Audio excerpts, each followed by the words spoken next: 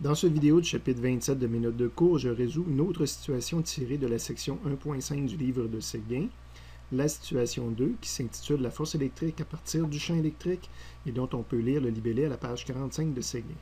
Après la première lecture, on s'aperçoit que c'est encore extrêmement similaire à la situation 1. On fait référence à la situation 1, plus spécifiquement la situation 1 pour la particule B, parce que c'est la même configuration que tout à l'heure, mais on remplace la particule B par une particule qu'on appelle D, mais qu'on met au même endroit dans l'espace.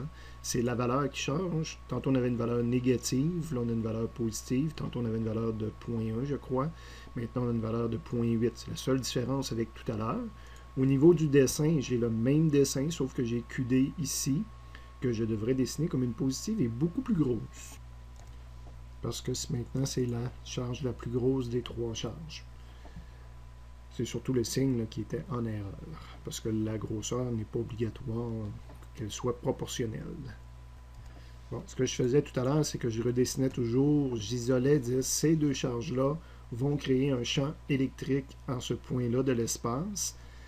Si j'ai bien compris les notions jusqu'à maintenant, je devrais réaliser qu'étant donné que les deux autres charges n'ont pas changé, puis que les positions n'ont pas changé, je pourrais déjà redessiner ce que j'avais à la situation 1B. Je vais avoir les mêmes champs électriques parce qu'ils dépendent des autres charges qui n'ont pas changé puis de leurs positions qui n'ont pas changé. Donc, en termes de champ électrique, j'aurais exactement la même réponse que tout à l'heure.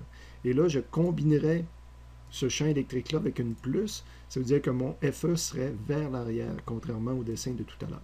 Évidemment, je peux le résoudre au complet, comme on a fait depuis le début. Je cherche le champ électrique qui agit sur D, donc ça va être la charge D, fois le champ électrique résultant en D. C'est là que c'est la même chose qu'en B tout à l'heure.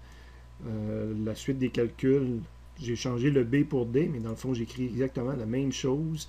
Et en bout de ligne, quand je vais le rentrer dans une calculatrice, trois premiers chiffres que la calculatrice me retournait, qui dépendent de ces équations-là, qui sont les mêmes que tout à l'heure, parce que ça, la constante n'a pas changé, la valeur de QA n'a pas changé, la distance ici n'a pas changé, même chose pour l'autre ligne.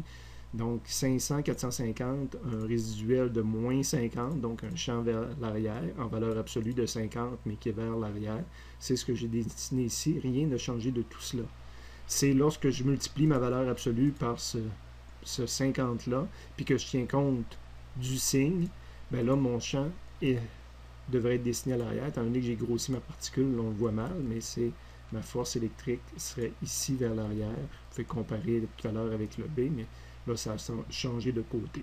Le bas de la page nous le rappelle, dans le coin ici, lorsqu'on fait l'analyse vectorielle, ben là, QD, c'est une charge positive, donc ces deux vecteurs-là sont dans le même sens.